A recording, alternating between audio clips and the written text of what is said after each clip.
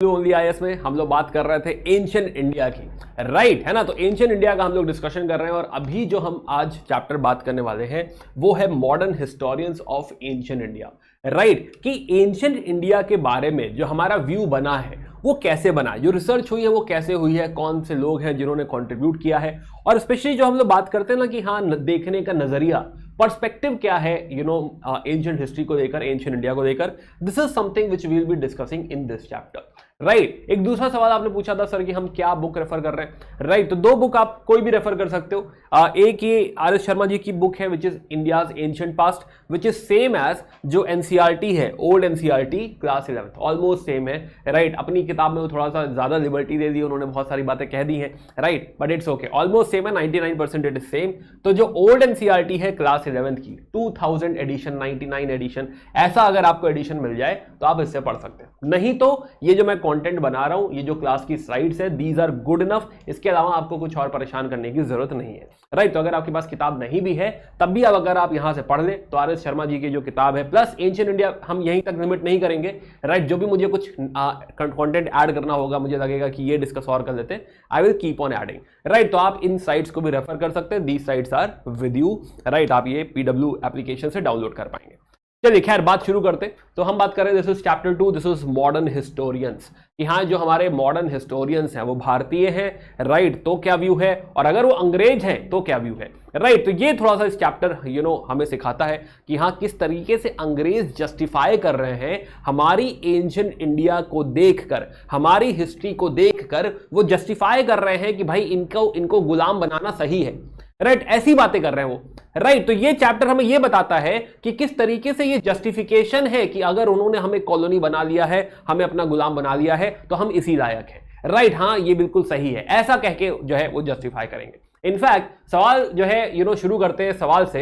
Last video में भी मैंने आपको सवाल दिया था, आप में से बहुत लोगों ने आंसर किया है कमेंट सेक्शन में, राइट, ग्रेट। मैंने पढ़े आपके comments, really good, right, and keep on doing that, ताकि आप चैप्टर को और अच्छे से समझ पाएं और चैप्टर को अपने अंदर इनकलकेट कर पाएं, राइट। तो सवाल की दृष्टि से जो है पूरे चैप्टर को देखिएगा। सवाल है कि मॉडर्न इंडियन हिस्टोरियंस कि जो इंडियन हिस्टोरियंस हैं वो किस तरीके से जवाब देते हैं, किस तरीके से रेक्टिफाई करते हैं उन गलतियों को जो कॉलोनियल हिस्टोरियंस करते हैं। मैं बताता हूं क्या होता है कॉलोनियल हिस्टोरियंस, बट जो अंग्रेज हिस्टोरियंस हैं, ब्रिटिश हिस्टोरियंस हैं, उनको किस तरीके से जो है रेक्टिफाई किया है, सही किया है हमारे अपने इंडियन हिस्टोरियंस ने, ये जो इस नजर से इस चैप्टर को देखेंगे, राइट। तो यू हैव टू डिस्कस। चलिए आइए समझते हैं। तो मैं Abhishek Srivastava, I am core faculty PW only IAS, right, plus I am author and faculty for history and culture, आप मुझसे पढ़ सकते हैं। साथ ही साथ जो है I am teaching for last 8 years, और जो है I have been director at a very famous tech firm, right, plus बाकी एक्सपीरियंस आप मेरा यहां से पढ़ रहे हैं। आइए बात शुरू करें, राइट। चलिए तो यहां पे हम 4 पॉइंट डिस्कस करेंगे।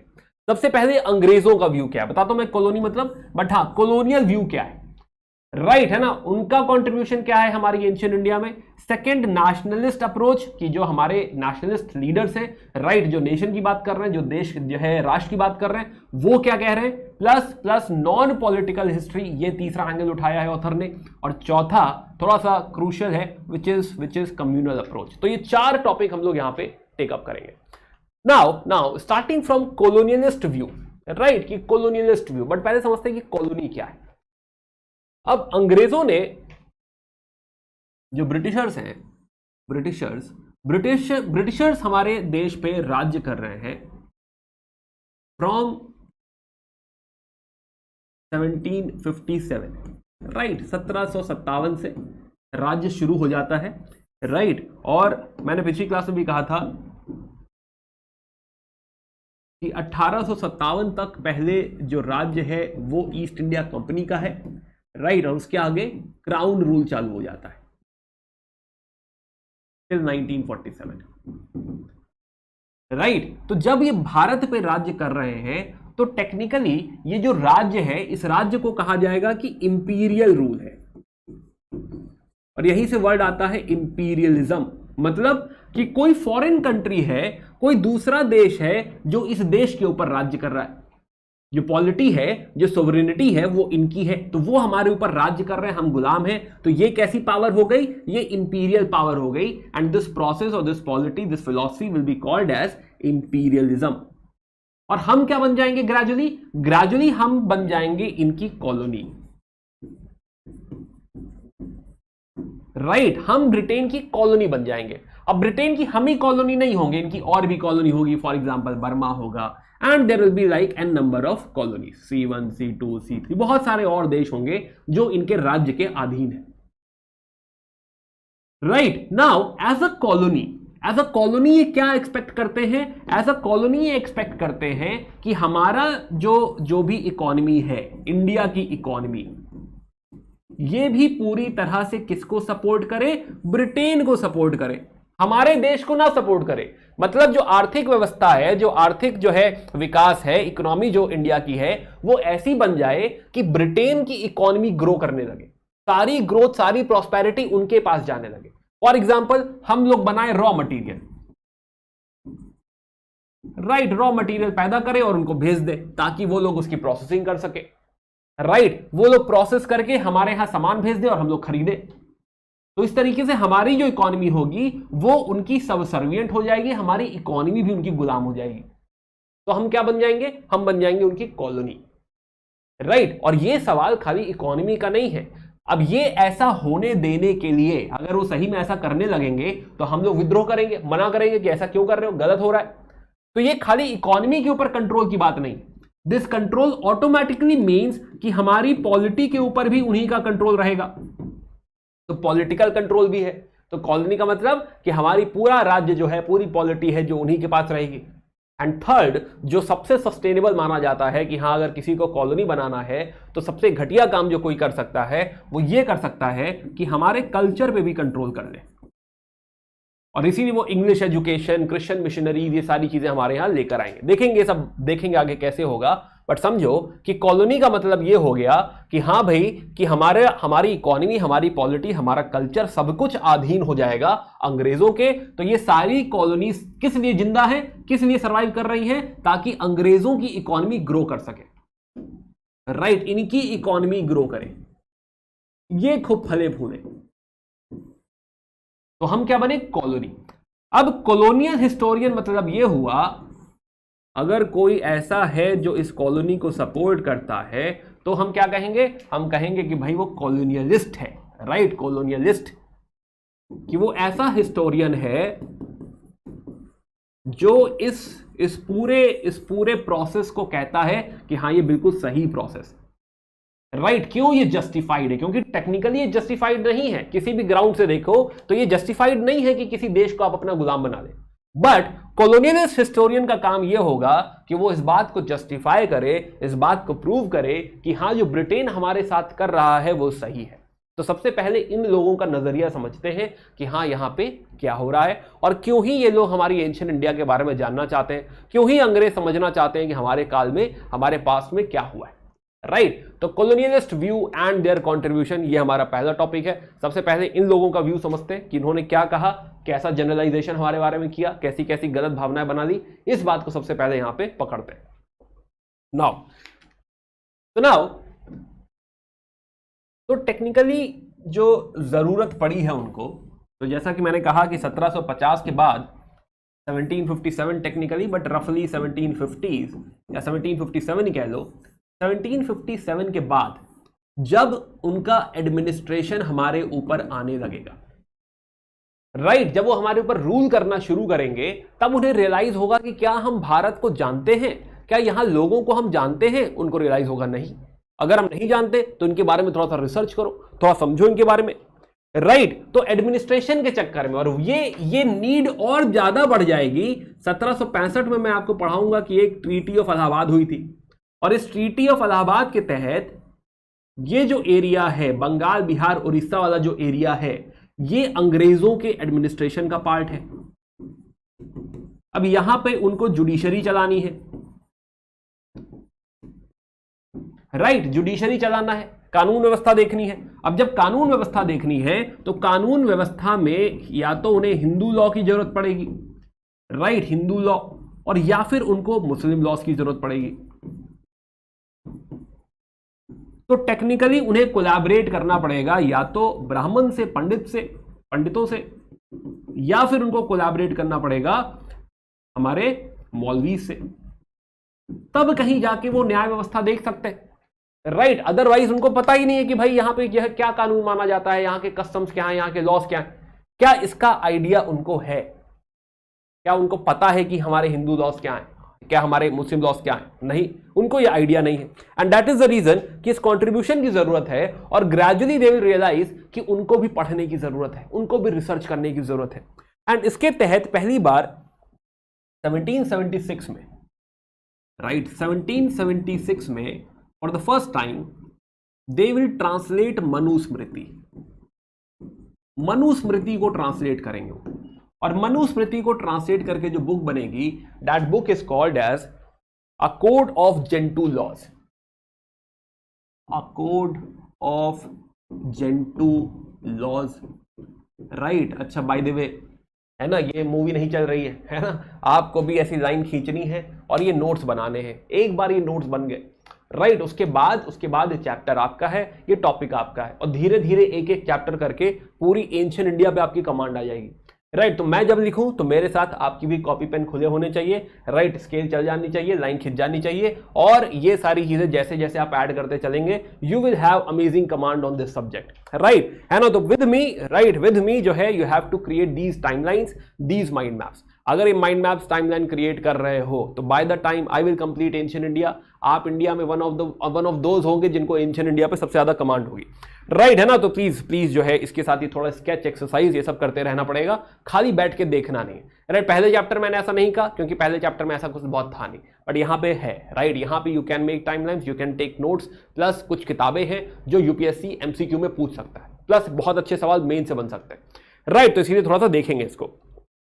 खैर, तो यहाँ पे पहली बार हमने देखा कि मनुस्मृति ट्रांसलेट कर दी गई, राइट। आते थोड़ा साइड पे भी आते हैं, तो पहली बार a code of Gentoo laws, पहली बार ये बुक ट्रांसलेट हो गई है। क्यों? क्योंकि जरूरत है भाई, एडमिनिस्ट्रेशन में जिनको जानना है कि हमारे कानून कैसे क्या है, right. Now game changes when sir William Jones comes. Sir William Jones now sir William Jones is basically जो है अ ब्रिटिश ऑफिशियल, और जब वो इंडिया आए तो उनको बड़ा रुझान है, बड़ा इंटरेस्ट है इंडियन कल्चर में, इंडियन कस्टम में, राइट, है ना। ऑनेस्टली उनको काफी जो है, नॉट फॉर कॉलोनियल जो है व्यू, बट स्टिल एनीवे उनको काफी जो है इंटरेस्ट है कि हाँ हमारा कल्चर कैसा है, इंडियन ओरिएंटल कल्चर कैसा है, ये सारी बातें वो जानना चाहते हैं यहाँ पे। तो सर विलियम जोन्स, और इसी के तहत 1784 में सर विलियम जोन्स स्थापना करेंगे 1784 एशियाटिक सोसाइटी ऑफ बंगाल।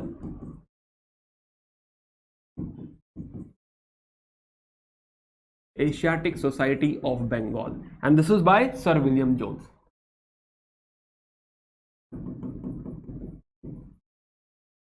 और इसी के तहत एक ट्रांसलेशन हमको देखने को मिलेगा जब वो यहां पे रिसर्च चालू करेंगे। तो one of the book, very very famous book, Kalidas की किताब है अभिज्ञान शकुंतलम, राइट। वो पढ़ेंगे एकदम मुग्ध हो जाएंगे, क्या बात है भाई, अभिज्ञान शकुंतलम, राइट, है ना। तो शकुंतला की स्टोरी है वो, अभिज्ञान शकुंतलम, तो इसको ट्रांसलेट करेंगे। तो दिस ट्रांसलेशन इज इन 1789। तो 1789 में अभिज्ञान शकुंतलम ट्रांसलेट होगी, अभिज्ञान शकुंतलम, राइट। अभिज्ञान शकुंतलम को यहां पे ट्रांसलेट किया जाएगा। देन और रिसर्च बढ़ेगी, लोगों में क्यूरियोसिटी आने लगेगी, अरे कालिदास ने इतना अच्छा लिखा था, right. And then one of the very very famous book 1785 में ट्रांसलेट हो रही है भगवद गीता। 1785 भगवद गीता ट्रांसलेट हो रही है। अब ये सवाल हो सकता है, भगवद गीता किसने ट्रांसलेट की है? ट्रांसलेट की है चार्ल्स विल्किंस ने।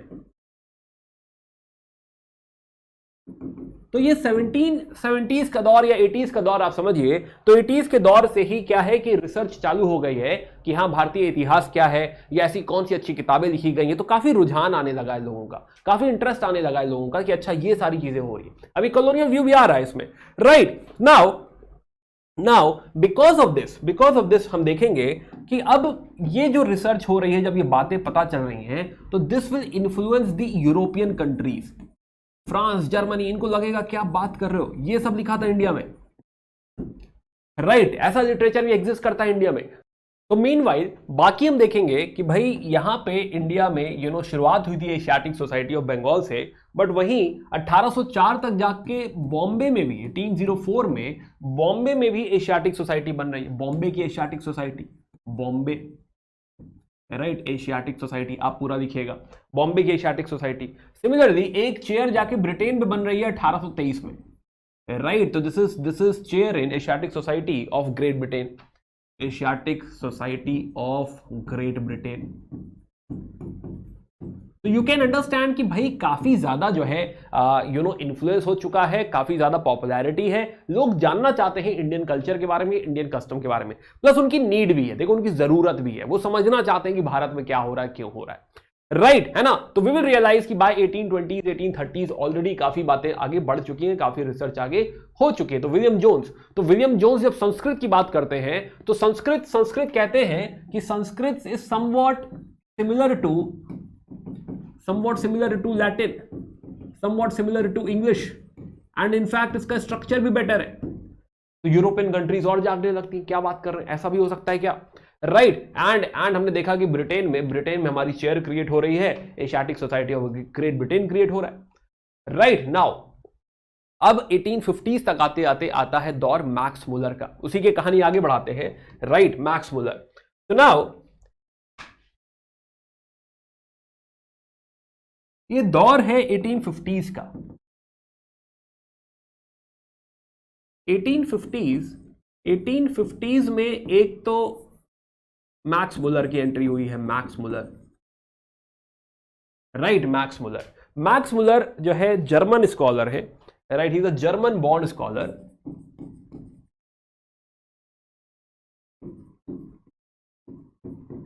But he is operating for Britain only, है ना, जो भी रिसर्च वगैरह कर रहे हैं it is supported by Britain only, right. तो ये ओवरऑल जो है ज्यादा टाइम भी अपना स्पेंड करेंगे इंग्लैंड में ही स्पेंड करेंगे, right. And he is also like यहाँ के वेद पढ़ लेते हैं, यहाँ के उपनिषद पढ़ लेते हैं, तो वो हमारी पूरी हिस्ट्री पे रिसर्च कर रहे हैं, जरूरत भी है, we need this scholars, they need the scholars, क्योंकि इसी समय और भी जरूरत पैदा हो रही है। 1857 की जो क्रांति है 1857 में भारत इस सिचुएशन से विद्रोह कर देगा, तो रिवोल्ट हो जाएगा, रिवोल्ट ऑफ 1857। अब ब्रिटेन और भड़क गया है, ब्रिटेन को समझ नहीं आ रहा कि कैसे हैंडल करे, क्या किया जाए, तो भारत के बारे में जानने की जो जरूरत है वो और बढ़ रही है। इसके पहले भी जरूरत थी, राइट, इसके पहले भी जरूरत थी एडमिनिस्ट्रेशन के लिए, जुडिशरी के लिए, एटसेट्रा एटसेट्रा, जस्टिफाई करने के लिए कि हाँ ये रोल सही है, ये रूल हमारे यहां सही है, राइट। बट अब तो और ज्यादा जरूरत हो रही है, प्लस इनफैक्ट खाली इतना नहीं, जो क्रिश्चियन मिशनरीज हैं, क्रिश्चियन मिशनरीज चाहते हैं कि उनको बताया जाए कि हिंदुज्म में पेन पॉइंट क्या है। क्रिश्चियन मिशनरीज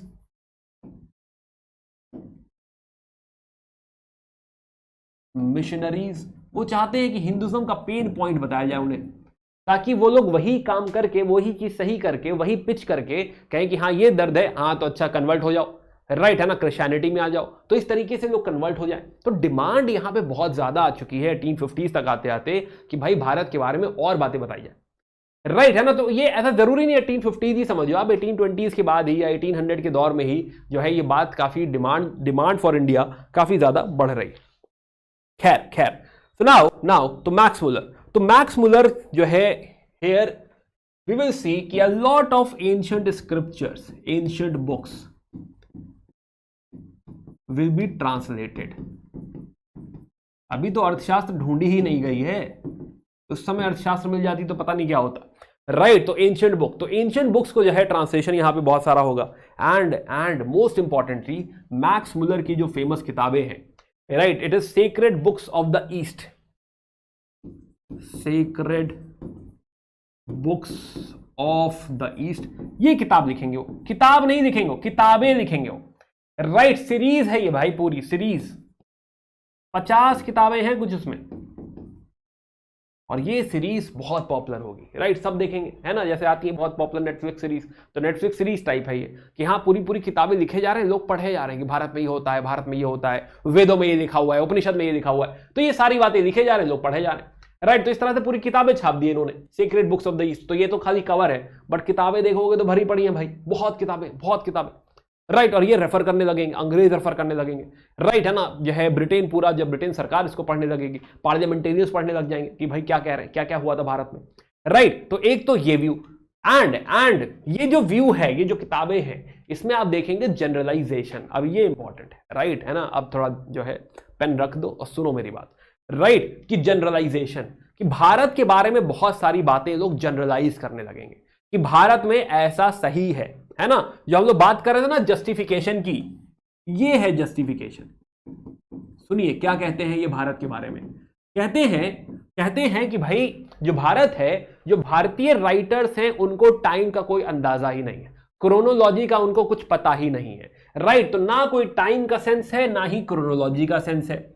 जब हम लोग किताबें लिखते हैं तो उसे पढ़कर यह नहीं पता चलता कि पहले क्या हुआ है, बाद में क्या हुआ है, राइट, बताना मुश्किल है। तो क्रोनोलॉजी, समय का, कि पहले क्या हुआ है, बाद में हुआ, इसका कोई आइडिया नहीं है हमारे राइटर्स को, वो लिखता ही नहीं है इस बारे में। इनफैक्ट ऐसा कह लो इसे जो है लेमन टर्म्स में कि हाँ, हिस्ट्री राइटिंग, हिस्ट्री लिखना हम लोगों को आता ही नहीं है।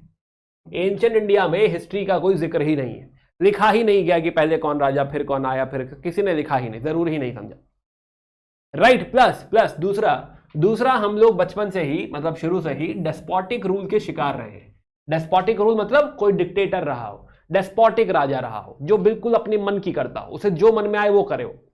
तो हम बचपन से, मतलब एंशिएंट इंडिया से ही हम लोग डेस्पोटिक रूल के अंदर जिए हैं। तो हम लोग को डेस्पोटिक रूल की आदत है।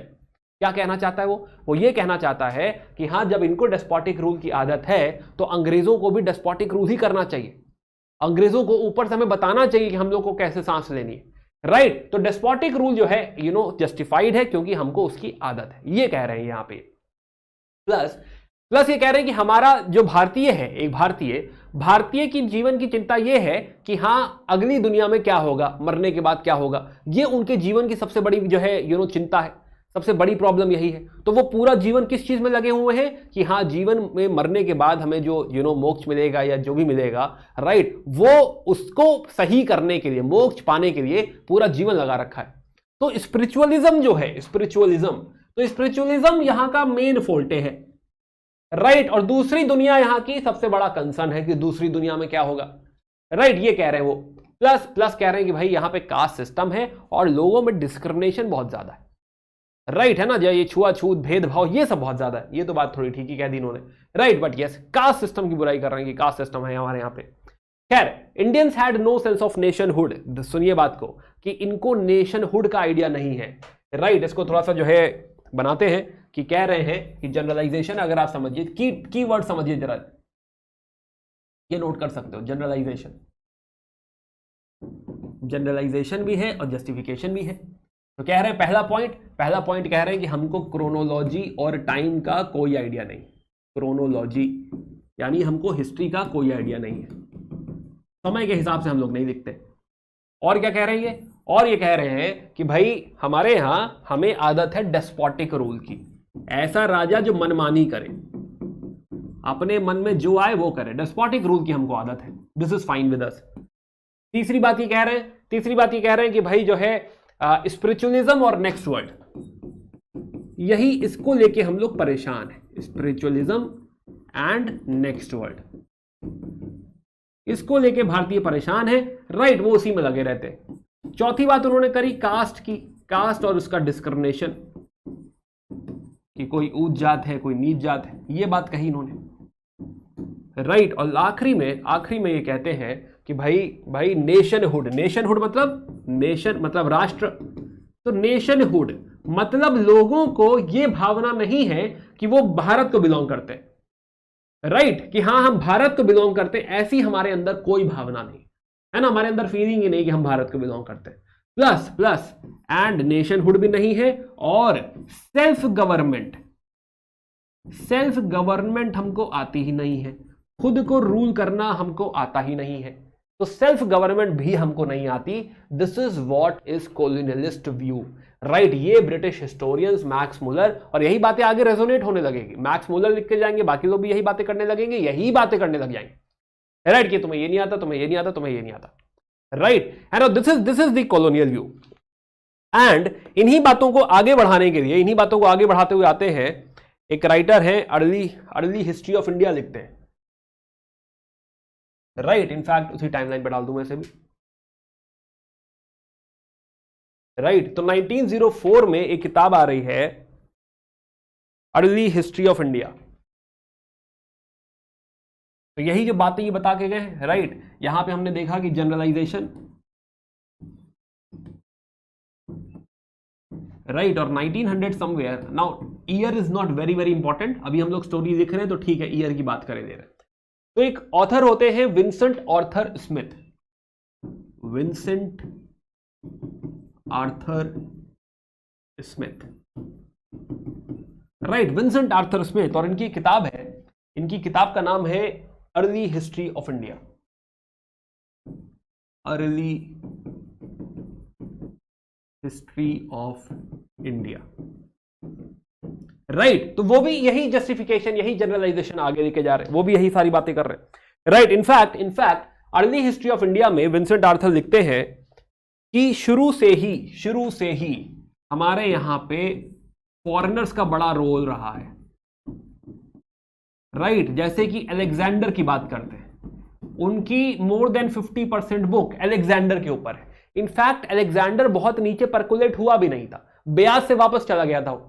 राइट, ऐसा भी नहीं कि वो आया हो, अंदर अटैक किया हो, समथिंग, ऐसा कुछ हुआ भी नहीं है। But still to prove his point कि फॉरेनर्स की इंपॉर्टेंस इंडिया में कितनी ज्यादा रही है, उसने किताब का मैक्सिमम हिस्सा अलेक्जेंडर पे लिख दिया है। Right, he also talks about despotism, कि हमको आदत है भाई इस तरह के रूल की, कि राजा मनमानी करे, हमको बड़ा अच्छा लगता है, हमको इसी में मजा आता है। Right, plus he also talks about कि इंडिया में कोई पॉलिटिकल यूनिटी नहीं होती। सिमिलर बातें कर रहे हैं ये भी। राइट, कोई जो है पॉलिटिकल यूनिटी एज सच नहीं होती, और इनफैक्ट जो भी पॉलिटिकल यूनिटी आई है वो सिर्फ और सिर्फ अंग्रेजों की वजह से आई है, ब्रिटिश रूल। तो अब वो जस्टिफाई करना चालू कर रहे हैं इसी जनरलाइजेशन के बेसिस पे, कि अगर कोई यूनिटी आई है, अगर हम पूरा भारत किसी एक राज्य को बिलोंग कर रहे हैं, वो बिकॉज कि अंग्रेजों ने हमको गुलाम बना लिया। इनफैक्ट वापस आते जनरलाइजेशन पे, तो वी विल रियलाइज कि फ्रॉम हेयर, क्योंकि हमें डेस्पोटिक रूल की आदत है, हमें सेल्फ गवर्नमेंट आता नहीं है, and that is the reason it is okay कि अगर ब्रिटिशर्स डेस्पोटिक हो जाएं, इट इज ओके कि हाँ फॉरेन रूल, इंपीरियल रूल हमारे ऊपर रहे, कोई फॉरेन बॉडी हमारे ऊपर राज्य करे, it is fine, it is okay. Right, तो फॉरेन रूल का होना ओके है, डेस्पोटिक रूल का होना ओके है। इनफैक्ट जब हमारी चिंता दूसरी दुनिया की है, तो इस दुनिया की, दिस वर्ल्ड, कौन ध्यान रखेगा? अंग्रेज कहेंगे अरे हम ध्यान रखेंगे भाई। राइट, तो अंग्रेज का कहना है कि भाई हम ध्यान रखेंगे। तो अगर आपको नेक्स्ट वर्ल्ड की चिंता है तो they will take care of this world. तो इसीलिए यहां देश कौन संभालेगा? तो इसीलिए उनकी जरूरत है, इसीलिए अंग्रेजों का यहां पे होना जरूरी है as per the Britishers. Right, plus जब हमको नेशनहुड का आइडिया ही नहीं है, जब हमको सेल्फ गवर्नमेंट का आइडिया ही नहीं है, तो क्यों ही हमें सेल्फ गवर्नमेंट देना है? राइट, क्यों ही हमें रिस्पॉन्सिबल गवर्नमेंट देना है? तो they will justify everything what they do on the basis of these generalization, which is gross generalization, which is incorrect. Right, more or less incorrect. So now this is the view of colonial historians, right, है ना, कि वो अपने imperialism, अपनी policies को justify करते रहेंगे on the basis of these assumptions. Right, तो खैर हम बात कर रहे थे जो है हिस्ट्री की, उनके ग्रॉस जनरलाइजेशन की। तो we have already discuss this कि हाँ हम सेल्फ गवर्नेंस नहीं कर पाएंगे। अब बात आती है कि हमारे हिस्टोरियंस जो हैं, हमारे जो नेशनलिस्ट हिस्टोरियंस हैं, उनका क्या व्यू है, क्या टेक है इसके ऊपर। आइए इस बात को समझते हैं। तो आइए चलते हैं नेक्स्ट टॉपिक पे कि हमारा नेशनलिस्ट अप्रोच क्या है। राइट, है ना, उनका क्या कॉन्ट्रीब्यूशन है, जरा इस बात को समझने की कोशिश करते हैं। नाउ तो कहानी है नेशनलिस्ट अप्रोच की। नेशनलिस्ट अप्रोच, ये हमारे जो भारतीय लीडर्स हैं, भारतीय हिस्टोरियंस हैं, वो क्या कहते हैं नेशनलिस्ट अप्रोच।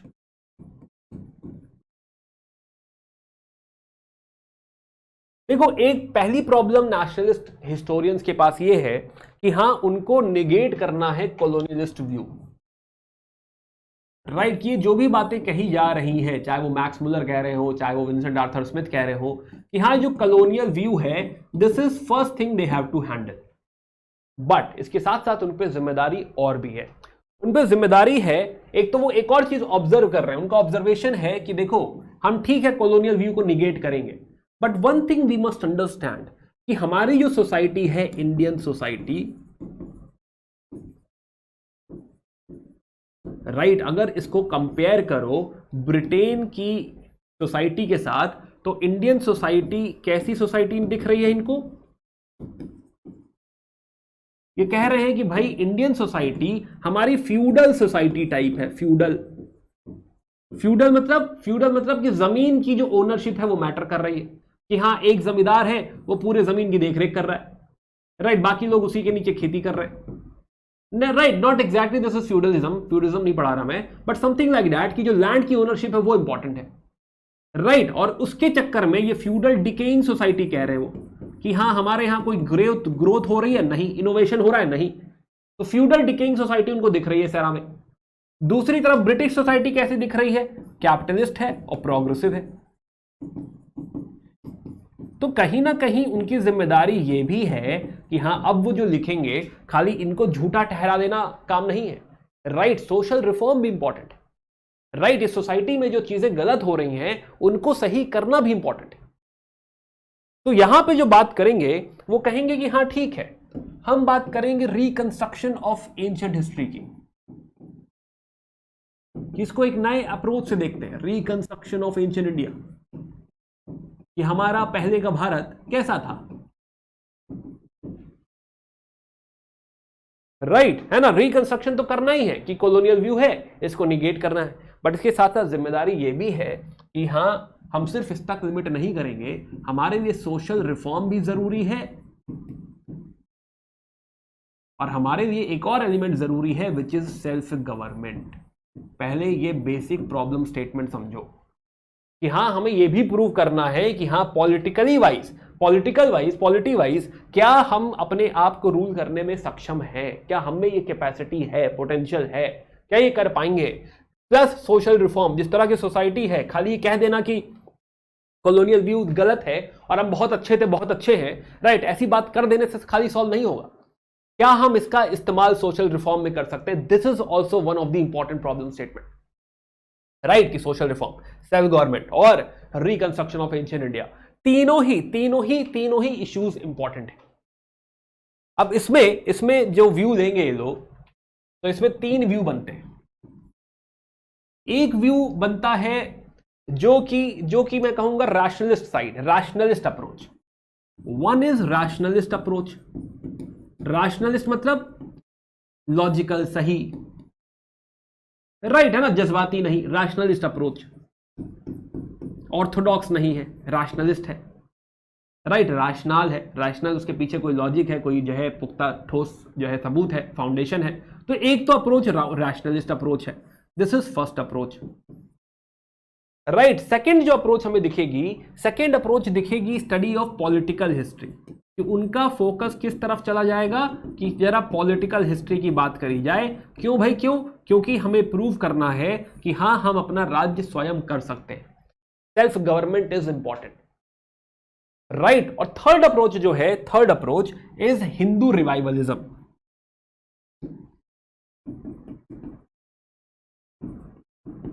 समझिएगा इस बात को थोड़ा सा, हिंदू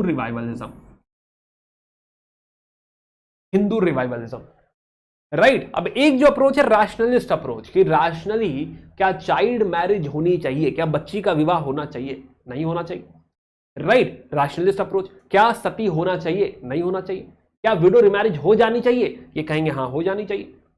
क्यों? क्योंकि हमारी हिस्ट्री में ऐसा होता था, हमारी हिस्ट्री में ऐसा लिखा है, एंशिएंट इंडिया में भी ऐसा होता था, स्क्रिप्चर्स भी इसको जस्टिफाई करते हैं। तो ये जो रैशनलिस्ट अप्रोच है, ये कहीं ना कहीं किस तरफ झुकाव है इसका?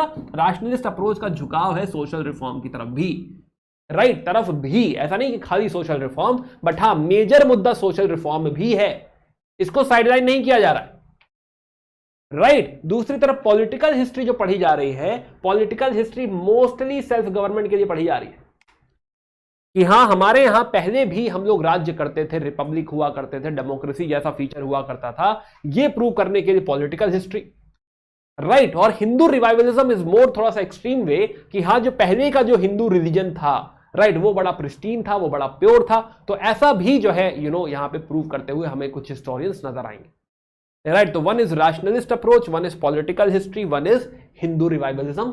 तीनों एलिमेंट, तीनों एंगल्स को समझते हैं कि हाँ क्या हो रहा है। शुरू करते हैं रैशनलिस्ट अप्रोच से। सबसे पहले इसको टेकअप करते हैं। ये हमारा दूसरा एंगल है, ये हमारा तीसरा एंगल है, या है ना, प्लीज लिख लीजिए, इसको बना लीजिए।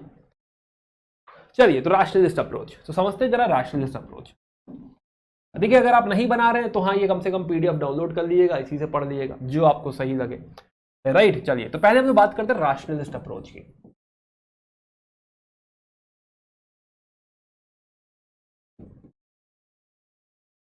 राइट, आप किताब से पढ़ना चाहें किताब से पढ़ सकते हैं, है ना, कोई इशू नहीं है। कि आप नोट्स नहीं बना रहे तो कम से कम किताब में हाईलाइट वाईलाइट कर लीजिए, वो भी चलेगा।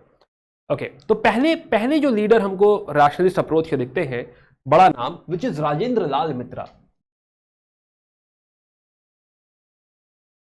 राजेंद्र लाल मित्र, राइट, राजेंद्र लाल मित्र। नाउ इसे थोड़ा साइड से भी देते हैं। तो राजेंद्र लाल मित्रा, तो हम बात कर रहे हैं इंडियन स्कॉलर्स की कि हाँ, उन्होंने किस तरह से अप्रोच रखे, वेरियस स्ट्रीम्स क्या है, right. Let me take this forward. या तो पहले जो स्कॉलर है विच इज राजेंद्र लाल मित्रा, इन्होंने क्या लिया व्यू, रैशनलिस्ट व्यू इन्होंने यहां पे लिया। अब इन्होंने किताब लिखी है इंडो आर्यंस,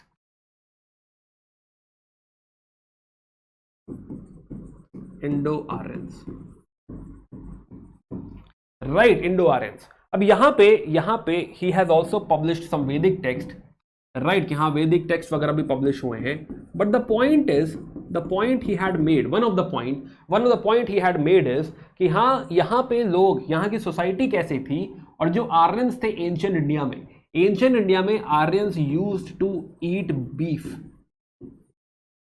राइट। ये जस्टिफाई किया उन्होंने इस किताब में, राइट, कि हाँ भाई, ऐसा कुछ जो है हमारी जो पुरानी सोसाइटी थी वो भी मीट लविंग सोसाइटी थी, मीट ईटिंग सोसाइटी थी, बट वहां से हमने काफी चेंजेस लेकर आए। आई एम नॉट सेइंग कि categorically, right, this is again as per my book, disclaimer is on, right. मैंने पिछले वीडियो में भी कहा था कि मैं कोई धर्म का ज्ञाता नहीं हूं, राइट, है ना। तो अगर मैं गलती कर दूं और आपकी रिलीजियस फीलिंग्स गलती से भी हर्ट हो जाए तो आई एम एक्सट्रीमली सॉरी। यहाँ पे इंटेंशन यूपीएससी की पढ़ाई करना है, यहाँ पे इंटेंशन जो है सिर्फ और सिर्फ ये है कि यूपीएससी जो पूछ सकता है हम उसकी पढ़ाई करें। मैं एक धर्म नहीं पढ़ा रहा हूं आपको, धर्म का ज्ञान भी नहीं है मुझे, मैं क्या ही पढ़ा पाऊंगा, राइट, है ना। तो मुझे जो आइडिया है, हिस्ट्री का आइडिया है, तो मैं आपको हिस्ट्री पढ़ा रहा हूं, तो प्लीज इसे धर्म की नजर से मत देखिएगा, राइट। मैंने कहा ना कि हाँ, जो है लास्ट वीडियो में भी I got some comment as well कि सर आपने ये क्यों कहा, हाँ, तो वो मुझे नहीं पता, है ना। तो जो है please I am extremely sorry, and उसे दिल पे मत ले, सिर्फ पढ़ाई पे फोकस करें, है ना। मेरा इंटेंट सिर्फ यूपीएससी है, कोई रिलीजियस डिस्कशन यहाँ पे इंटेंट नहीं है। चलिए, ओके, राइट। तो यहां पे हमें पता चला कि जैसे कि लोग कहते हैं कि हाँ, जो है हम वेजिटेरियन हुआ करते थे। उन्होंने कहा नहीं भाई, वेजिटेरियन नहीं हुआ करते थे, right, we used to consume जो है बीफ एज वेल, ऐसा इन्होंने कहा, राइट। प्लस इन्होंने यहाँ पे जो राइटर्स आ रहे हैं वो कहीं ना कहीं इस समय के राइटर्स कंपेयर कर रहे हैं कि जो क्लास सिस्टम है ना इंडिया का, राइट, क्लास सिस्टम का, सॉरी, जो कास्ट सिस्टम है इंडिया का, जिसके ऊपर हमको बुरा भला कहा जा रहा है, caste system is very much similar to class system of Europe, right. तो आप जो कह रहे हैं कि हमारे यहां ही कास्ट सिस्टम है, ऐसा ही सिस्टम आपके यहां भी है, आपके यहां क्लास सिस्टम, राइट। हम ये नहीं कह रहे कि हाँ ये सही है या गलत है समथिंग, बट ये मत कहिए कि हमारे यहाँ ये यूनिक सा सिस्टम है, आपके यहाँ ऐसा कुछ एग्जिस्ट नहीं करता। This is very much similar to your class system. अगर यहाँ पे डिस्क्रिमिनेशन दिख रहा है आपको, तो सर यहाँ भी डिस्क्रिमिनेशन आपको दिखना चाहिए, राइट। तो कहीं ना कहीं हिस्टोरियंस ने ये लड़ाई शुरू कर दी है कि हाँ भाई, फर्स्ट ऑफ ऑल जो है जो भी रिफॉर्म की बातें हैं, रैशनलिस्ट बातें वो करने लगेंगे, प्लस जो कॉलोनियल व्यू था उसको भी चैलेंज करने लगेंगे कि कास्ट सिस्टम जो था अगर हमारे यहाँ है तो आपके यहाँ क्लास सिस्टम है, ऑलमोस्ट दोनों बातें सिमिलर है, राइट। सिमिलरली महाराष्ट्र में हमको एक ऑथर दिखते हैं, महाराष्ट्र में एक्चुअली दो नाम आते हैं। One is RG Bhandarkar. RG Bhandarkar MG Ranade ji के मित्र भी हैं। आरजी भंडारकर है ना। अब सोशल रिफॉर्म में देखेंगे हम इनको, आरजी भंडारकर जी ने जो किताब लिखी है, it is upon political history of Satavahanas. तो डेक्कन की कहानी है कि डेक्कन में सतवाहनास का रूल हुआ करता था, राइट है ना, जो है मॉडर्न्स के बाद, तो उस रूल की इन्होंने बात करी है। तो सतवाहनास की हिस्ट्री की बात करी है, प्लस इन्होंने वैष्णविज्म की बात करी है, तो वैष्णविज्म राइट, प्लस कुछ और सेक्स के बारे में भी बताया है इन्होंने। तो एक तो उन्होंने हिस्ट्री में रिसर्च करी है, ये तो एक बात हो गई, बट इसके साथ साथ एक और जो उनका बड़ा इंपॉर्टेंट कंट्रीब्यूशन है, ही सेड कि भाई पुरानी हिस्ट्री में या हमारी पुरानी किताबों के हिसाब से राइट जो विडो रिमैरिज है, विधवा विवाह जो है, विडो रिमैरिज राइट, वो जस्टिफाइड है, पहले भी होता था राइट है ना, पहले भी होता था है ना, नियोग कहते थे इसको। तो पहले पुराने जमाने में भी, एंशिएंट इंडिया में भी हमारे यहाँ पे विधवा विवाह हुआ करता था राइट। तो अभी मॉडर्न इंडिया में क्योंकि विधवाओं को विवाह नहीं करने दिया जाता था, विधवाओं का जो जीवन था वो काफी सन्यासी टाइप बना दिया गया था, and that is the reason वो कह रहे हैं कि विधवा विवाह is fine, is okay. Plus वो कह रहे हैं कि चाइल्ड मैरिज नहीं होती थी भाई पहले राइट है ना, प्यूबर्टी के बाद भी बच्चे की शादी हो सकती है, ऐसी कोई दिक्कत की बात नहीं है। तो जो व्यूज हैं, मैंने कहा ना सोशल रिफॉर्म भी जरूरी है, कहीं ना कहीं जब हम रैशनलिस्ट अप्रोच की बात करते हैं तो यहां पे सोशल रिफॉर्म भी इंपॉर्टेंट है राइट, इसको निगेट नहीं करेंगे। तो एक तरफ वो हिस्ट्री की बात कर रहे हैं कि देखो हमारी पॉलिटिकल हिस्ट्री, सतवाहनास का राज्य हुआ करता था, ऐसा होता था, वैसा होता था, वो तो बात है ही है, बट उसके साथ साथ window remarriage, child marriage right, caste system के खिलाफ है वो। तो ये सारी बातें भी जो है यहां पे कह रहे हैं कि नहीं, अनटचेबिलिटी नहीं होनी चाहिए, हमें ऐसा कोई डिस्क्रिमिनेशन नहीं करना चाहिए, भेदभाव नहीं करना चाहिए जाति में। तो जाति प्रथा के बारे में भी वो लिख रहे हैं कि नहीं। हालांकि अगेन हिस्ट्री के टर्म से बताऊं मैं तो हाँ, ये काफी हद तक साइडलाइन कर दिया गया उस समय राइट। जब आरजी भंडारकर जी ने बात ये कही, 80s का दौर था ये, 1880s के आसपास राइट, तो जो है ये काफी हद तक साइडलाइन भी हो गए थे, but still we must understand कि वी हैव सच हिस्टोरियंस जो ये बात कह रहे हैं और ये बात आगे लेकर आ रहे हैं, पब्लिक डोमेन में लेकर आ रहे हैं राइट। अब उस पर कितना अमल होगा, कितनी वो एक्टिवली फॉलो होगा, that's a separate issue, but still the historians जो है did their work right. Similarly एक और हिस्टोरियंस है महाराष्ट्र में ही, वी के राजवाड़े राइट। तो let me add here only V K Rajwade, आपके पास जगह ना हो दूसरा पेज यूज कर लीजिए, जैसे भी सही लगे आपको। वी के राजवाड़े, तो वी के राजवाड़े क्या करते हैं, वी के राजवाड़े गांव गांव जाकर मैन्यूस्क्रिप्ट ढूंढते हैं। मैन्यूस्क्रिप्ट मतलब कोई पुरानी ऐसी किताब मिल जाए है ना, कोई पोथी मिल जाए, पोथी कहते हैं ना हम लोग, तो पोथी मिल जाए जिससे मराठा की हिस्ट्री को दोबारा लिखा जा सके राइट। तो वी के राजवाड़े 1926 वगैरह का दौर है, ये 1920 का दौर है, और ये मराठा हिस्ट्री पे काम कर रहे हैं, मराठा हिस्ट्री प्लस इन्होंने एक किताब लिखी है मैरिज के ऊपर मराठी में राइट। और जो इंस्टीट्यूशन ऑफ मैरिज है कि इंडिया में शादी क्यों हुई, कैसे हुई राइट, उसके पीछे का पर्पस क्या है, कितनी तरह की शादियां होती हैं, this book is a classic right. Let me show you right. तो हम लोग बात कर रहे हैं जो है सबसे पहले आरजी भंडारकर जी की, रामकृष्ण गोपाल भंडारकर, हम इनकी बात कर रहे थे, और इन्होंने किताब लिखी है a peep into the early history of India, RG Bhandarkar right है ना। यहां पे मॉडर्न डायनेस्टी की बात भी कर रहे हैं, गुप्ता डायनेस्टी की बात भी कर रहे हैं, सतवाहनास की बात भी करेंगे right. Plus we K Rajwade या विश्वनाथ काशीनाथ राजवाड़े, इन्होंने मराठा हिस्ट्री पे किताबें लिखी हैं, प्लस इंस्टीट्यूशन ऑफ मैरिज, भारतीय विवाह संस्था का इतिहास, तो भारतीय विवाह के बारे में राजवाड़े जी ने किताब लिखी है राइट। थर्ड एक और महाराष्ट्र के ही राइटर हैं, बात करते हैं उनकी, पांडुरंग वमन काने। Late me add here only Pandurang वमन काने, और इन्होंने एक बुक लिखी है धर्मशास्त्र का इतिहास राइट, हिस्ट्री ऑफ धर्मशास्त्र। तो खाली धर्मशास्त्र लिख लो, rest you can remember right, Dharmashastra का इतिहास। तो यहां पे जरा समझो इस बात को कि धर्मशास्त्र का इतिहास जो लिखा इन्होंने, तो इंडियन कस्टम एंड लॉस क्या रहे हैं right, Hindu custom and loss क्या रहे, एंशिएंट इंडिया में क्या फॉलो किया जाता था, वर्ण आश्रम से धर्म किस तरह निकल रहा था, जुडिशरी किस तरह निकल रही थी, ये सारी बातें कि हाँ अगर लेट से कोई जो है लेट से अगर कोई वैश्य है तो उसकी क्या ड्यूटी बनती है, उसे क्या क्या करना चाहिए, अगर क्षत्रिय है तो उसका धर्म क्या है। तो ये जो पूरा इतिहास है, जो कस्टम्स है, हमारा कल्चर है, राइट, उसके बारे में, हमारे धर्म के बारे में इन्होंने यहां पर हिस्ट्री ऑफ द धर्मशास्त्र में लिखा है। राइट, तो again this is a very very famous book. Right, so now so these are three important writers from Maharashtra. Right, अब यहीं पे बात थोड़ा सा आगे बढ़ाते हैं। पांडुरंग भवन काने की हमने बात करी। राइट, चलते हैं थोड़ा पॉलिटिकल हिस्ट्री दूसरे वाले एंगल पे। राइट, है ना, वापस मैं आपको याद दिलाऊं कि हम लोग बात कर रहे थे कि हमारे राइटर्स के तीन एंगल हैं। एक हमारा रैशनलिस्ट अप्रोच, कि बहुत सारे राइटर्स ऐसे हैं जो रैशनलिज्म की तरफ है, राइट, कि हाँ ये सही है, ये गलत नहीं है, राइट, और प्लस उन्होंने हमारी हिस्ट्री बताई है। But now there are writers who are very much inclined towards political history. आइए इसका जिक्र करते हैं, political history. Now coming back, political history. Right, so now तो पॉलिटिकल हिस्ट्री यहां पे पॉलिटिकल हिस्ट्री का सेंस ये है कि हमें ये समझाना है कि हम सेल्फ गवर्नमेंट कर सकते हैं, अपने आप को खुद रूल कर सकते हैं, हमें किसी और के रूल की जरूरत नहीं है। पॉलिटिकल हिस्ट्री को पढ़ने का सेंस ये है। राइट, तो आइए इसको बनाते हैं, पॉलिटिकल हिस्ट्री की बात करते हैं। तो हम लोग बात कर रहे हैं ऐसे writers, and bye the way this is the most dominating factor. Right, political history सबसे ज्यादा यही पढ़ी जाएगी, आज भी हम लोग भी ज्यादा फोकस इसी पे करते हैं। राइट, पॉलिटिकल हिस्ट्री क्या दिखाना चाहती है, ये दिखाना चाहती है आर एक्सपर्टीज इन एडमिनिस्ट्रेशन, कि हां हमको अपना एडमिनिस्ट्रेशन चलाना आता है।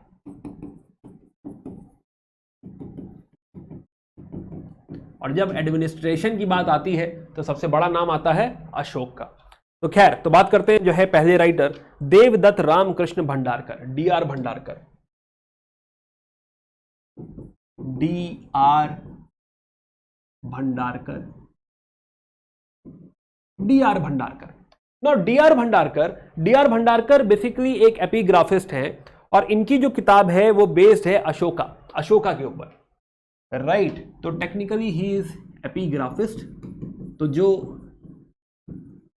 इंस्क्रिप्शन वगैरह लिखे जाते हैं राजा लोग, राइट, उसकी पढ़ाई करते हैं। और इनका जो पूरा जो है पूरी जो किताब बेस्ड है वो है पॉलिटिकल इंस्टीट्यूशंस ऑफ अशोका, कि अशोक अपना राज्य कैसा चलाता था, पॉलिटिकल इंस्टीट्यूशंस ऑफ अशोक, तो अशोक के बारे में। राइट, कि अशोक का राज्य, अब जब हम लोग अर्थशास्त्र पढ़ते हैं तो हमें समझ भी आता है कि अशोक का जो राज्य है या फिर अर्थशास्त्र की जो पॉलिटी है वो एंटायरली डिफरेंट है। Right, it is more or less like a modern polity only. Right, कि उसमें पब्लिक सेक्टर यूनिट्स की बात हो रही है, उसमें आपकी प्रोविंशियल एडमिनिस्ट्रेशन की बात हो रही है, उसमें पीपल्स वेलफेयर की बात हो रही है। राइट, तो जो अशोका का एडमिनिस्ट्रेशन दिखता है वो हमें बिल्कुल मॉडर्न लाइफ में दिखता है। लोग आज जो चीजें करने में चूक जाते हैं वो उस समय इकोनॉमी संभाल रहा है पूरी वो। राइट, और बहुत बड़ी इकोनॉमी संभाल रहा है, एक बहुत हैवी ब्यूरोक्रेसी है उसकी। राइट, है ना, कि अपने मिनिस्टर्स हैं, हर चीज का मिनिस्टर है, हर चीज का सुपरिटेंडेंट है, अध्यक्ष रखा हुआ है उसने, हायर किया हुआ है। राइट, तो जब इसकी बात करेंगे आप, अशोका के पॉलिटिकल इंस्टीट्यूट की बात करेंगे, तो कई बार आप देखेंगे कि मॉडर्न सिस्टम लगेगा कि हाँ बहुत सारी बातें इनसे सीख सकते हैं। राइट, एंड अंग्रेज हमको बता रहे थे कि हमें डेस्पोटिक रूल का राज्य है, हमको सेल्फ गवर्नमेंट करना नहीं आता। एंड जब हम ये पढ़ते हैं हमें रियलाइज होता है कि अरे हम किस लेवल का एडमिनिस्ट्रेशन कर रहे थे। तो here D R. Bhandarkar in this book जो है ऑन अशोका, ही प्रूव्स कि how much experience we have. Ashoka के ऊपर जो किताब है कि भाई हमको कितना ज्ञान है, कितनी जानकारी है, राइट, इन सारी चीजों की। दूसरे जो राइटर हैं वो है Hemchandra Ray Chaudhary. Hemchandra Ray Chaudhary, Hemchandra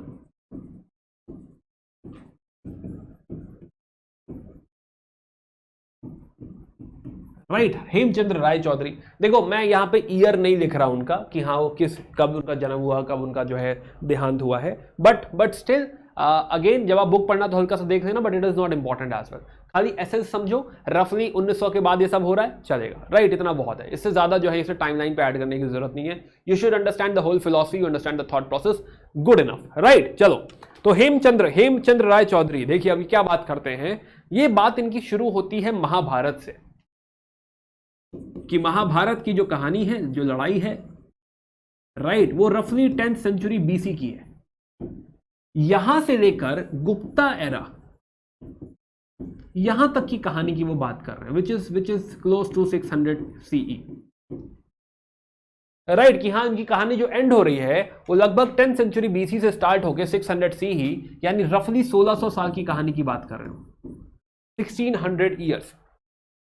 right, plus here he will talk about our polity, our administration, our society and all। तो ये सारा डिस्कशन अगेन पॉलिटिकल यहाँ पे मेन जो है फ्रेम है कि यहाँ से यहाँ तक किस तरह से पॉलिटिकल सिनेरियो चेंज हो रहा है, या फिर हमारी पॉलिटी एडमिनिस्ट्रेशन किस तरह से है।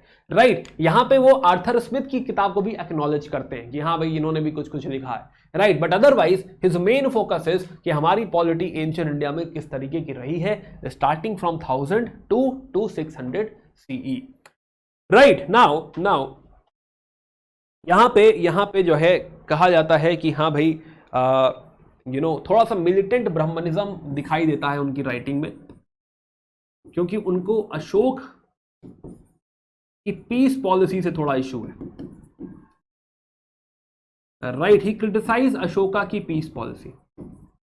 Again not a very very important point, but ठीक है चलो लिख लेते हैं, आजकल यूपीएससी बुक पे सवाल पूछ लेता है तो चलो ठीक है जान लेते हैं ये भी। Right, so this is one of the angle. Now ये दो इंपॉर्टेंट राइटर हमने बात करी नेशनलिस्ट हिस्टोरियंस में, DR Bhandarkar right and Hemchandra Ray Chaudhuri, political history of ancient India, Hemchandra Ray Chaudhuri ji की। नाउ जो थर्ड एंगल था हमारा, राइट, हिंदू रिवाइवलिज्म। अब उसमें बहुत एक्सप्लेन करने की जरूरत नहीं है, Hindu revivalism.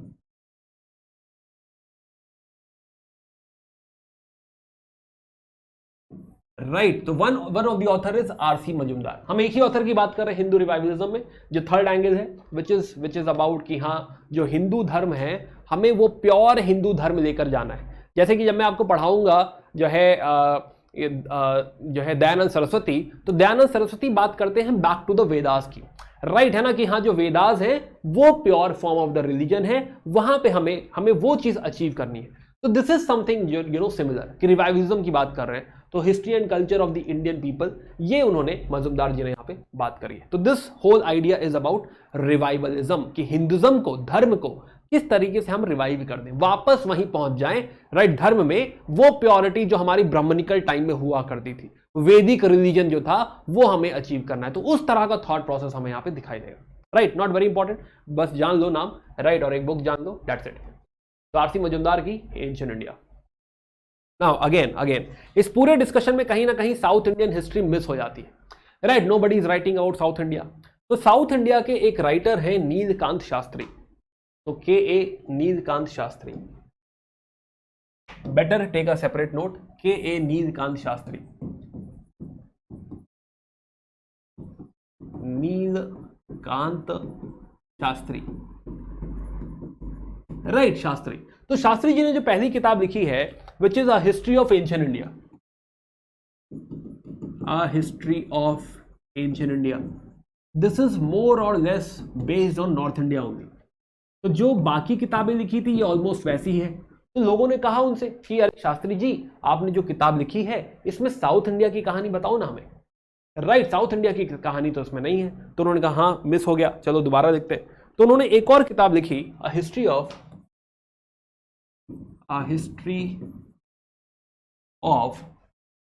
Right, and he kept it simple, he wrote south India, simple. तो उन्होंने कहा अरे ये रह गया था, तो हाँ ये दूसरी बुक में ले लो। तो दूसरी बुक में उन्होंने साउथ इंडिया को कवर किया और साउथ इंडियन हिस्ट्री का जिक्र किया। बट अगेन उनकी राइटिंग में कुछ जो है क्रिटिसिज्म है। नीलकांत शास्त्री जी की राइटिंग में क्रिटिसिज्म है। जैसे कि एक क्रिटिसिज्म ये है कि ब्राह्मण्स की सुप्रीमेसी को लेके वो काफी सीरियस है। Right, he talks about supremacy of Brahmins, इसीलिए मैंने कहा था इसे अलग से लिख लो, Brahmin, supremacy of Brahmins. Second thing which he discusses is कि जो अर्ली इंडियन सोसाइटीज थी,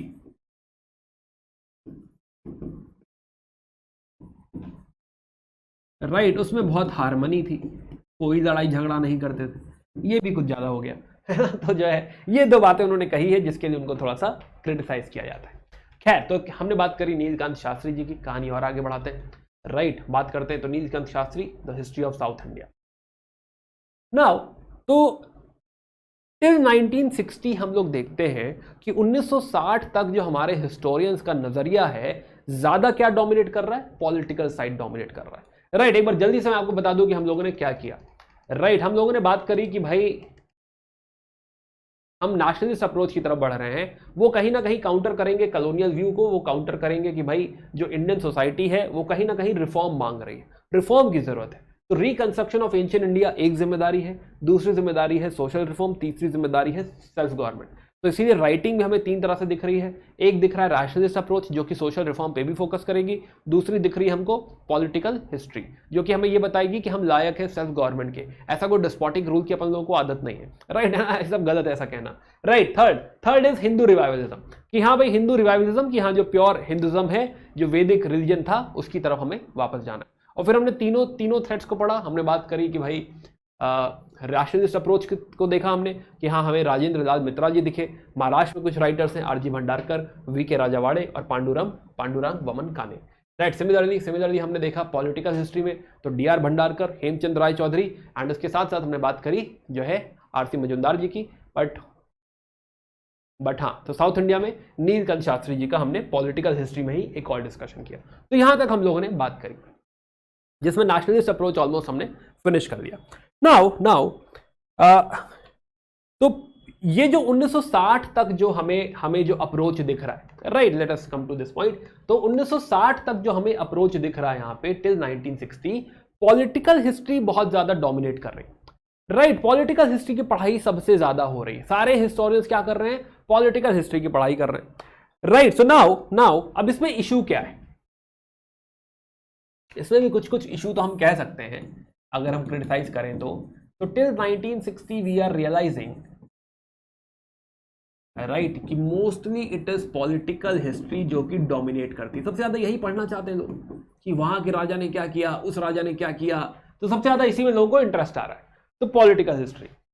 नाउ इसमें इशू ये है कि जब लोगों को इसमें ऐसा इंटरेस्ट आ रहा है कि हाँ बताइए पुलकेशिन ने क्या किया, सतवाहनाज ने क्या किया, जब ऐसा इंटरेस्ट आ रहा है तो राइटिंग भी उसी की तरफ थोड़ा सा इंक्लाइंड दिख रही है। जैसे कि glorification of respective regions, glorification किसी रीजन का ग्लोरिफिकेशन कि हाँ इस इलाके में ऐसा होता है, और दूसरा डायनेस्टी कि इस डायनेस्टी ने ये कर दिया भाई, राइट, सूर्यवंशी थे, ऐसा कर दिया वैसा कर दिया। राइट, तो ये वाला काफी जो है एंगल डोमिनेट करने लगा।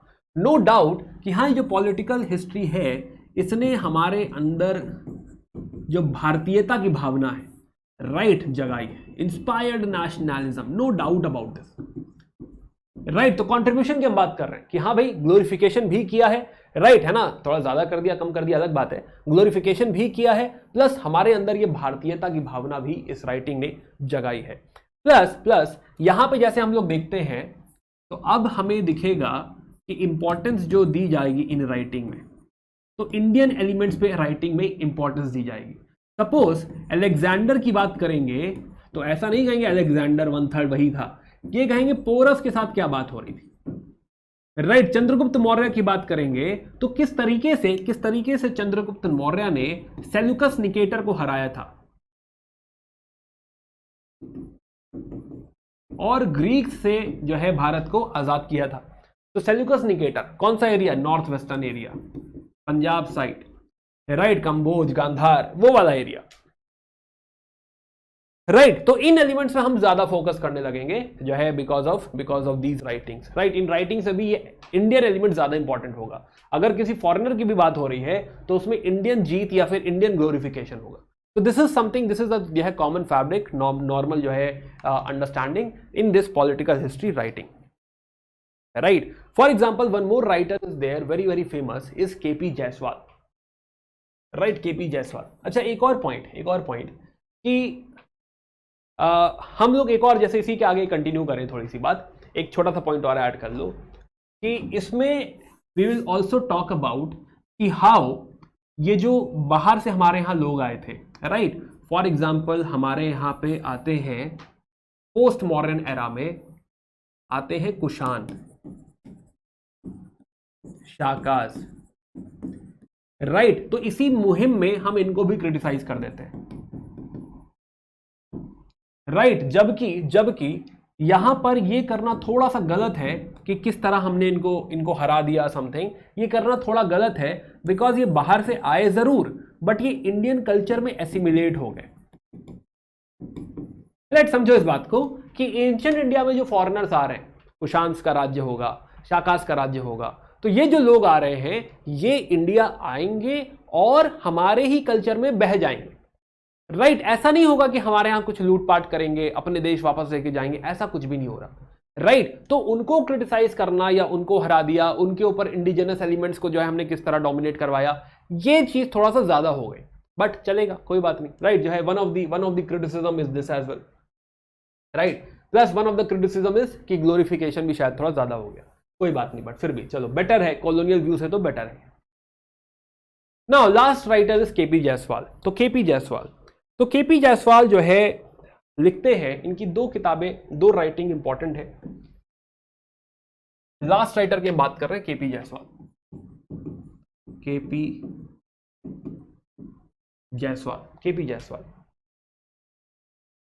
तो 1910 एंड 12 में उन्होंने जो लिखा है, he is talking about republics in India, कि हमारे यहां पे रिपब्लिक्स हुआ करते थे, रिपब्लिक्स इन इंडिया।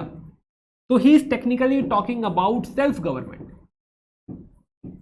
तो हमें याद आया कि सेल्फ गवर्नमेंट वाली बात, तो इन्होंने ये प्रूव किया कि भाई हमें अपने ऊपर राज्य करना आता है, हमें सेल्फ गवर्नमेंट करना आता है, कोई ऐसा टेक्निकल इशू नहीं है। राइट है ना, कोई ऐसी प्रॉब्लम नहीं है, हमको आता है, हमने बहुत पहले भी राज्य किया हुआ है ना। उन्हें कहा जाता है गण संघ, गण कहा जाता है, गण कहा जाता है, संघ कहा जाता है। राइट, तो गण और संघ हमारे यहां पहले हुआ करते थे, हमको अपने ऊपर राज्य करने का पूरा आइडिया है। Right, next 1924 he has written a book Hindu Polity।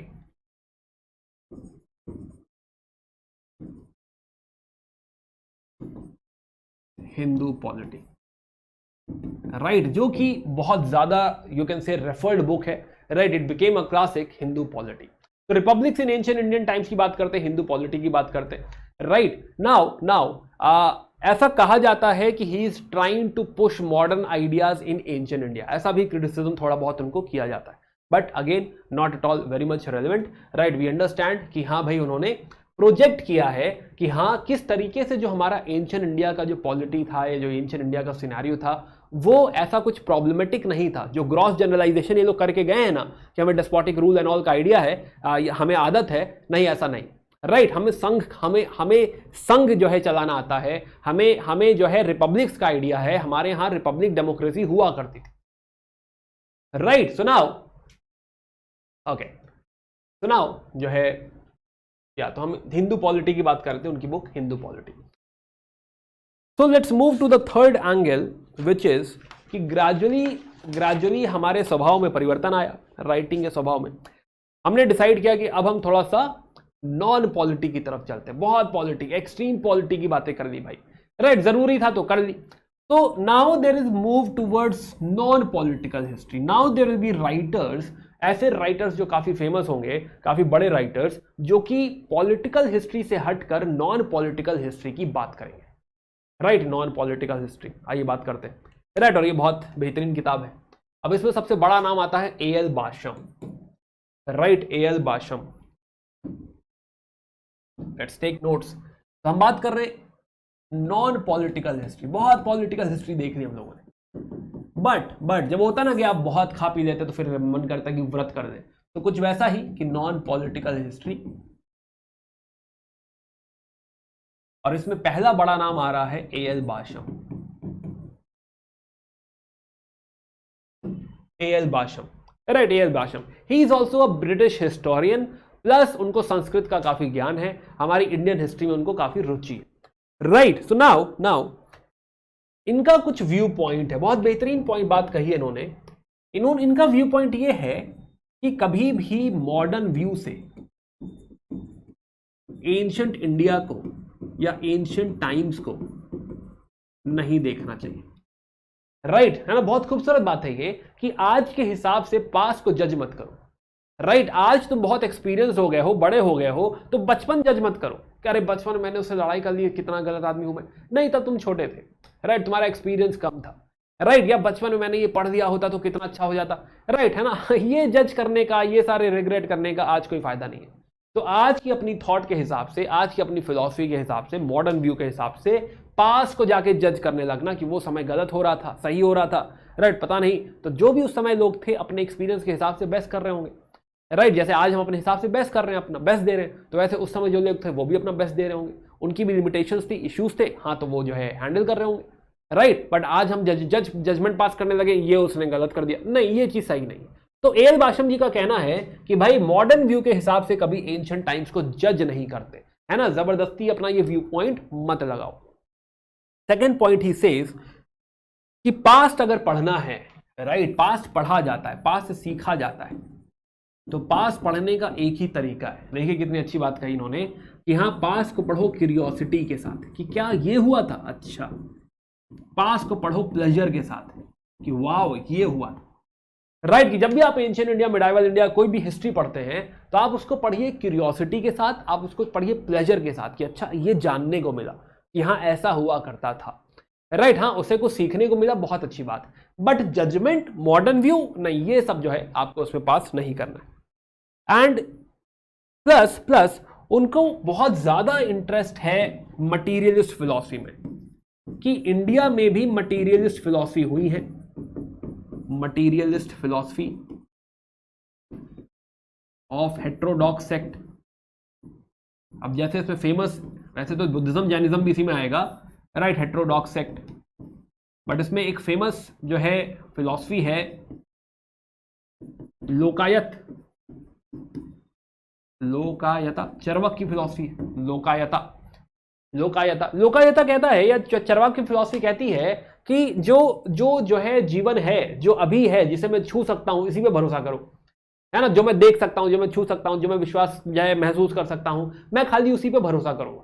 क्या मैंने स्वर्ग देखा है? नहीं देखा है, तो मैं क्यों भरोसा करूं? क्या मैंने भगवान देखे, है ना, ऐसा कहते हैं ये लोग, है ना, सॉरी, राइट। तो जो है अगेन, तो लोकायत की फिलॉसफी है ये कि हाँ जो है only believe in the things which you have seen, which you have experienced, right. तो इसीलिए नेक्स्ट वर्ल्ड की चिंता मत करो, दूसरी दुनिया की चिंता मत करो। अभी जो तुम्हारे हाथ में कर्म है, अभी जो तुम्हारा सुख है, राइट, उस पर फोकस करो, राइट, सुखी होने की कोशिश करो। ये मत सोचो कि अगले जन्म में सुखी होगा जाके, ऐसी फिलॉसफी। तो he has, A L Basham has lot of interest in such philosophies, right, A L Basham. और इनकी जो किताब है, आपने नाम सुना होगा, शायद पढ़ी भी हो, वंडर दैट वाज इंडिया। तो 1951 में इनकी किताब आती है, वंडर, नाम भी ऐसा ही कि wonder that was India, curiosity, pleasure, right. तो वंडर दैट वाज इंडिया, ये किताब इन्होंने यहां पे लिखी, राइट, जिसमें एंशिएंट इंडियन कल्चर की बात करी है उन्होंने, कल्चर की बात करी है, प्लस इसमें कोई जनरलाइजेशन, प्रीजुडिसेस नहीं, ये सब कुछ नहीं, जजमेंट पास नहीं कर रहे कि ऐसा क्यों होता था, ये हुआ करता था, ऐसा कोई जजमेंट पास नहीं कर रहा कि गलत सही and all. It is like कि वंडर दैट वाज इंडिया, कि इंडिया में ऐसा ऐसा होता था, राइट। इसी सीरीज में दूसरे राइटर हैं डीडी कौशाम्बी। तो let's add DD Kaushambi. DD Kaushambi, आप समझ रहे हैं, नॉन पॉलिटिकल हिस्ट्री की बात कर रहे हैं, वो राइटर्स जो पॉलिटिकली नहीं लिख रहे हैं, जो पॉलिटिक्स में इंटरेस्ट नहीं दे रहे हैं कि हाँ राजा ने ये किया, वो किया, वो किया, नहीं, जो बाकी चीजों पे फोकस कर रहे हैं, मैं भी सोसाइटी पे, कल्चर पे, उन एलिमेंट्स का ध्यान दे रहे हैं, राइट। तो 1957 में he has written this book. तो दो किताबें हैं इनकी, एक 1957 बुक आ रही है, introduction to the study of history, 1957, an introduction to the study of Indian history। एक किताब इनकी ये है,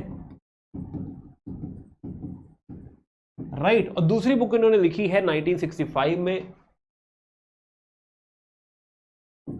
the civilization of ancient India, the civilization of ancient India, right, ancient India in historical outline, in historical, तो बड़ा सा नाम है डीडी कौशाम्बी जी, आउटलाइन, तो उन्होंने सारी किताबों के बड़े बड़े नाम रखे कि यूपीएससी पूछे तो आप ऐसे समझिए, बड़ा नाम है, कौशाम्बी जी ने लिखी होगी। राइट, सुनाओ, तो here important thing about him is कि इनका जो इंटरप्रिटेशन है वो काफी मटीरियलिस्टिक है। मटीरियलिस्टिक समझते हो बाय द वे? मटीरियलिस्टिक होता है कि हाँ पदार्थ की तरफ प्रेम, राइट, मटीरियलिस्टिक कि हाँ मुझे आईफोन चाहिए, मुझे जीवन में ये बनना है, ये करना है, राइट, है ना, वो ओहदा मुझे अचीव करना है। तो ये क्या हो गया, ये सारी चीजें मटीरियलिज्म में जोड़ी जाती है, राइट, कि आपको किसी पदार्थ को लेके, किसी मटीरियल को लेके मोह माया है कि हाँ मुझे ना आईफोन चाहिए, मुझे जो है लैपटॉप चाहिए मैक का, है ना। तो ये सारी जो चीजें, बहुत ही लेमैन एग्जांपल दे रहा हूं मैं कि हाँ दिस इज कॉल्ड एज कि पदार्थ की तरफ, चीजों की तरफ मोह है, सोने की तरफ मोह है, पैसे की तरफ मोह है, तो मटीरियलिस्टिक हो गया। राइट, तो स्पिरिचुअलिज्म उल्टा हो जाएगा, स्पिरिचुअलिज्म की हाँ भगवान अध्यात्म में आप लग गए हो। तो ये जो इंटरप्रिटेशन है, this interpretation is the materialistic interpretation, materialistic interpretation, right, कि हाँ भाई मटीरियलिज्म किस तरीके से ग्रो हुआ है। कहीं ना कहीं ग्रोथ जो है ना, इसको बहुत निगेटिवली मत देखो, राइट, है ना, कि हाँ ये अरे तो बड़ी निगेटिव बात हो गई कि हमें आईफोन ही चाहिए, नहीं नहीं, निगेटिव नहीं है। सोसाइटी का जो मटीरियलिस्टिक बिहेवियर है, जो ग्रोथ की तरफ झुकाव है कि हाँ हमको आज जो है पिज्जा खाना है, आज हमको जो है आज बाहर डिनर करना है, तो अगर कोई बाहर डिनर करने जाएगा नहीं तो ये रेस्टोरेंट चलेगा नहीं, समझ आ रही बात। तो ये जो मटीरियलिज्म है कहीं ना कहीं यही ग्रो कर रहा है। अगर यूरोप ग्रो कर रहा है, ब्रिटेन में अगर लेट से इंडस्ट्रियल रेवोल्यूशन आया है, तो कहीं ना कहीं उसके पीछे मटीरियलिस्टिक थॉट है ना। ऐसा थोड़े कि इंडस्ट्रियल रेवोल्यूशन हो रहा है ह्यूमन काइंड की सेवा करने के लिए, ऐसा तो नहीं हो रहा है। They want more money, economy को ग्रो करना है। तो मटीरियलिस्टिक इंटरप्रिटेशन का मतलब ये नहीं है कि हाँ भाई जो है नेगेटिव हो गया, ये तो नहीं होना चाहिए था। अरे भाई दुनिया चल रही है उसी पे, इकोनॉमी की ग्रोथ उसी के ऊपर है। तो यहां पे materialistic interpretation is more linked to, ये जो इंटरप्रिटेशन हिस्ट्री का इंटरप्रिटेशन है कि हम किस तरीके से ग्रो हुए हैं, वो इकोनॉमी के ऊपर है। और plus this is very much derived from Marxist और मार्क्सियन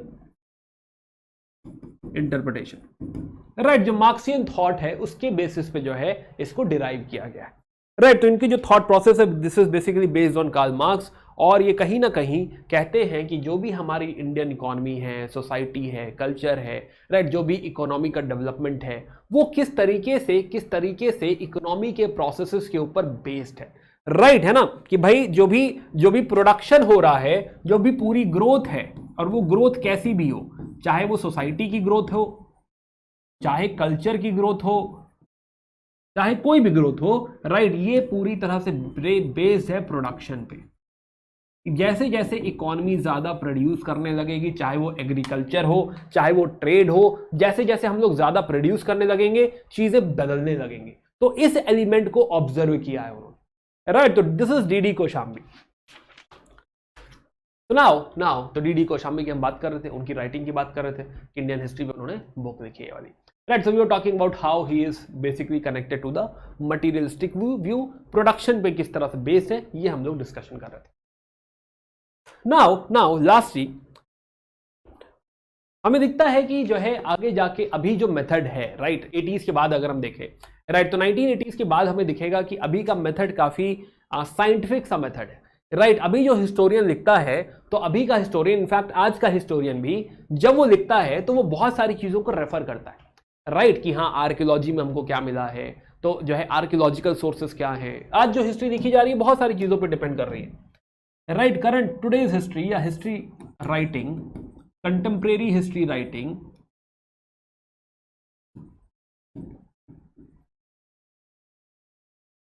राइट, ये डिपेंड करती है हमारे आर्कियोलॉजिकल सोर्सेस पे,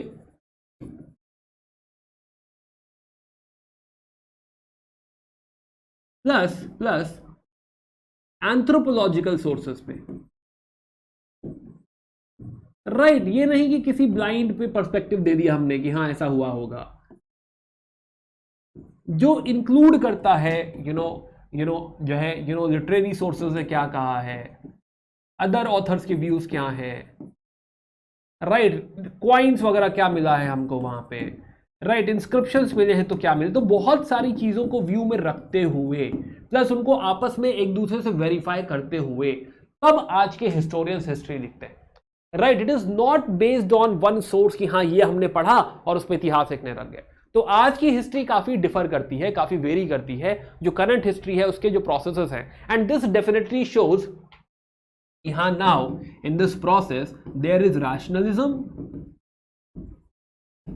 right, and in this process there is professionalism. Personal biases कम होते जा रहे हैं, राइट। तो करंट प्रोसेसेस अगर आप देखेंगे तो उसमें आपको काफी रैशनलिज्म दिखेगा, काफी प्रोफेशनलिज्म दिखेगा, जो बायसेस हैं, प्रेजुडिसेस हैं, जो जनरलाइजेशन एक जमाने में हम बात कर रहे थे, वो सारी चीजें अब यहां पे कम होने लगी, राइट, है ना। जैसे कि स्टिल जैसे अगर लेट से ब्रिटिश हिस्टोरियंस भी कोई लिख रहा है, वेस्टर्न हिस्टोरियंस भी लिख रहे हैं, राइट, तो वो ऐसा नहीं कहते कि हाँ ये सारी चीजें बाहर से आई हैं या इंडिजिनस हैं, राइट। इस तरह से ब्लाइंड जो है कमेंट यहाँ पे एग्जिस्ट नहीं करता, राइट। कहते थे लोग कि हाँ जो भी अच्छा हुआ इंडिया में वो बाहर से आया है, तो वेस्टर्न राइटर्स ऐसे कहते थे। But still one thing they believe कि हाँ जो इंडिजिनस डेवलपमेंट है, राइट, रिलीजन हो गया, रिचुअल्स हो गया, कास्ट हो गया, किनशिप हो गया, राइट, ट्रेडिशन हो गया, हमारे कहीं ना कहीं इनका अच्छा खासा योगदान है हमारे हिस्टोरिकल डेवलपमेंट। और इसी का रिवर्स जो इंडियन राइटर्स हैं, बहुत सारे राइटर्स उल्टा भी लिखते हैं, राइट। बहुत सारे राइटर्स इस बात पे ध्यान देते हैं कि जो भी हुआ है इंडिया में ही अच्छा हुआ है, राइट, हमने ही सारी अच्छी चीजें करी हुई, ये भी एक तरह का बायस्ड है, राइट। ऐसा थोड़ा है कि दुनिया में जो भी कुछ अच्छा करा हुआ है हम ही ने करा हुआ है। हाँ, हम इस बात पे प्राउड फील कर सकते हैं कि हमने बहुत सारी अच्छी चीजें करी हैं, हमने वर्ल्ड को काफी कुछ कंट्रीब्यूट किया है।